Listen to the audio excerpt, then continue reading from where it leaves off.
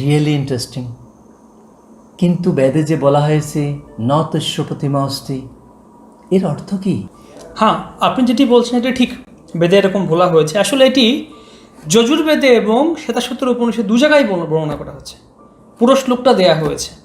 শ্বেতাশ্বতর উপনিষদে বলা হচ্ছে নৈনম ঊর্ধ্বম দ তির্যঞ্চম ন মধ্যে পরিজঘ্রবৎ ন তস্য প্রতিমা অস্তি যস্য নাম মহদ্যশঃ। কেউ তার আদি মধ্য অন্ত উপলব্ধি করতে পারে না। তিনি গ্রাহ্যাতীত বস্তু, তার কোনো উপমা নেই, তার নাম অনন্ত মহিমাপূর্ণ।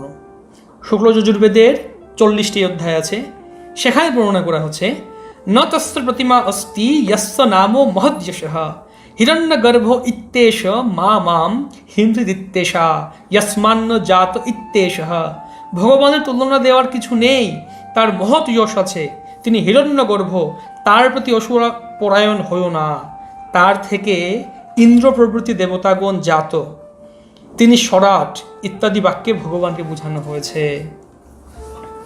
আসলে এটি ঠিক, বেদে বলা হচ্ছে এখানে প্রতিমার কথা, কিন্তু এই অর্থটা আমাদের কাছে ভুল ব্যাখ্যা করা হচ্ছে সাধারণ মানুষের কাছে। এখানে প্রতিমা শব্দের অর্থ ভগবানের বিগ্রহ বা মূর্তি নেই। এখানে প্রতিমা শব্দের অর্থ হচ্ছে উপমা বা তার কোনো তুলনা। আসলে সংস্কৃত ভাষাটি এত সুন্দর এবং সমৃদ্ধ, প্রত্যেকটা শব্দের বিভিন্ন অর্থ হতে পারে। ঠিক যেরকম আত্মা একটা শব্দ, আমরা জানি আত্মা শব্দের বিভিন্ন অর্থ বর্ণনা করা হচ্ছে চৈতন্য চরিতামৃতে বা শব্দকোষেও, অমরকোষ অভিধানে। আত্মা মানে কখনো দেহকে বোঝায়, মনকে বোঝাতে পারে, আমাদের ইন্দ্রিয়কে বোঝায়, জীবাত্মাকে বোঝায়, কখনো পরমাত্মাকে বোঝায়, বিভিন্ন কিছু বোঝাতে পারে একটা শব্দের। যেমন ইংরেজিতে দেখুন আপনি কাইন্ড, কাইন্ড শব্দের অর্থ কি? দয়ালু। হি ইজ ভেরি কাইন্ড, তিনি খুব দয়ালু।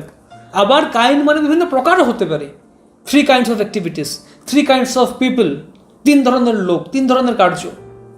তাই এক একটা শব্দের বিভিন্ন অর্থ হতে পারে, প্রয়োগ ভেদে কনটেক্সচুয়াল মিনিং থাকতে পারে। তাই আমাদের দেখতে হবে এখানে কোন কনটেক্সটে বা কোন প্রয়োগ করা হচ্ছে, এখানে কোন প্রসঙ্গে প্রয়োগটা করা হচ্ছে।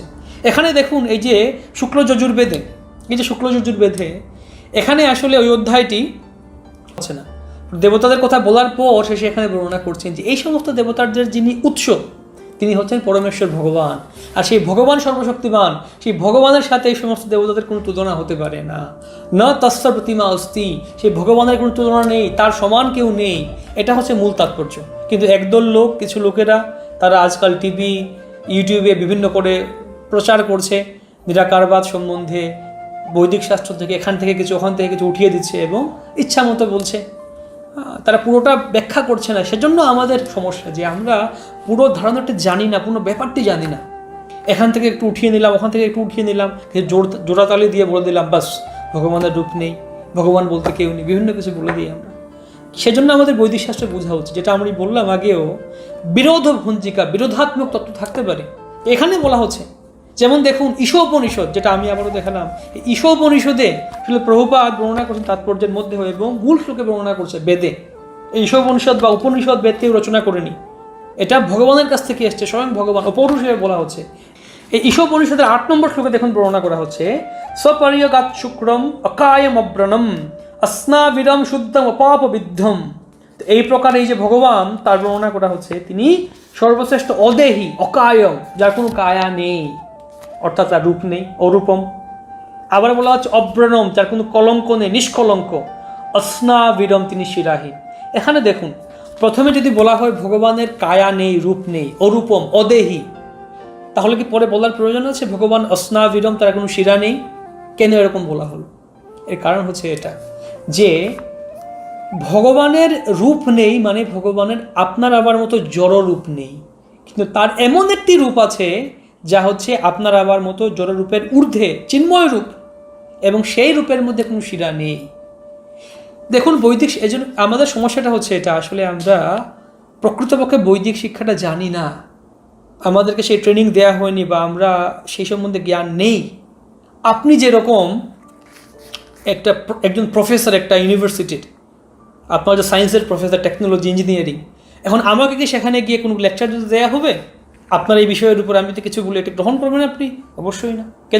কেন না? আমার সেই সম্বন্ধে কোনো জ্ঞান নেই। তাই যে ফিল্ডে আপনি যান, মেডিকেল সায়েন্সে যান, আপনাকে পড়াশোনা করতে হবে আগে, ভালো করে পড়াশোনা করে ট্রেনিং নিয়ে উপযুক্ত শিক্ষকের কাছ থেকে জেনে বুঝে সেই বইগুলি পড়ে তারপরে আপনি একটা কিছু বলতে পারেন। একইভাবে বৈদিক শাস্ত্র আমাদের গুরুদেবের কাছে গিয়ে শিক্ষা গ্রহণ করতে হয়। আর না হলে ইন্টারনেট থেকে কোনো কিছু, টিভি থেকে কোনো কিছু দেখলাম, পত্রিকা কিছু দেখলাম, এখান থেকে কিছু, ওখান থেকে কিছু জোড়াতালি মেরে আমরা প্রকৃত জ্ঞান লাভ করতে পারি না। এটার ধারা আছে। তাই বৈদিক শাস্ত্রে বলা হয় শাস্ত্রার্থ মীমাংসা। শাস্ত্রগুলোকে মীমাংসা করতে হয়, একসাথে মেলাতে হয়, বুঝতে হয়।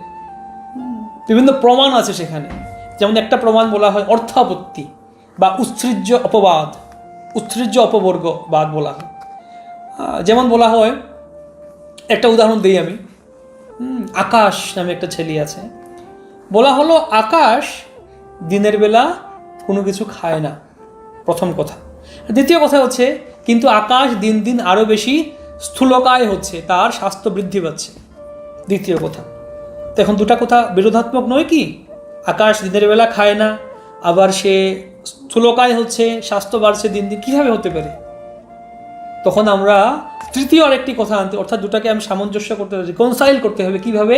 তার মানে আকাশ রাতের বেলা খাচ্ছে, দিনের বেলা না খেয়ে কীভাবে মোটা হতে পারে, স্থূলকায় হতে পারে? নিশ্চয়ই রাতের বেলা খাচ্ছে। তো এখানে জিনিসটি এরকম। এক জায়গায় বলা হচ্ছে অস্নাবিরম, তার কোনো শিরা উপশিরা নেই। আবার বলা হচ্ছে অকায়ম, তার কোনো রূপ নেই। আবার বলা হচ্ছে তার অত্যন্ত সুন্দর রূপ রয়েছে। একই শাস্ত্রে বর্ণনা করা হচ্ছে। যেমন শ্রীমদ্ ভাগবতম, যা হচ্ছে বৈষ্ণবদের মূল শাস্ত্র, শ্রীমদ্ ভাগবতম পুরাণমূলম ইয়দ বৈষ্ণবানাম প্রিয়ম। শ্রীমদ্ ভাগবতমের 8ম স্কন্ধে বর্ণনা করা হচ্ছে। আমি দেখাচ্ছি, শ্রীমদ্ ভাগবতমের 8ম স্কন্ধ 3য় অধ্যায়, সেখানে বর্ণনা করা হচ্ছে 9ম শ্লোকে, তস্मै নমো পরেশায় ব্রহ্মণে অনন্ত শক্তয়ে অরূপায় উরূপায় নমো আশ্চর্য কর্মণে।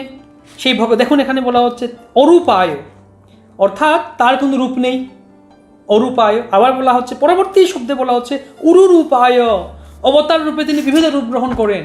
এটা বিরোধাত্মক হয়ে গেল না? কীভাবে বুঝবো আমরা?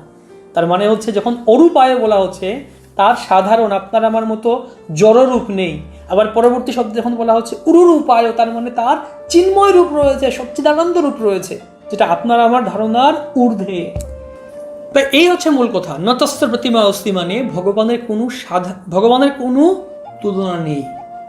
কিন্তু সাধারণ লোকেরা এটা ভুল বুঝছে, তথাকথিত একদল টিভি বক্তাদের কাছ থেকে, বা কিছু ইউটিউবে ভিডিও বানাচ্ছে অনেকে এই সম্বন্ধে, যে ভগবানের কোনো রূপ নেই। কিন্তু আসলে ভগবানের অত্যন্ত সুন্দর রূপ রয়েছে।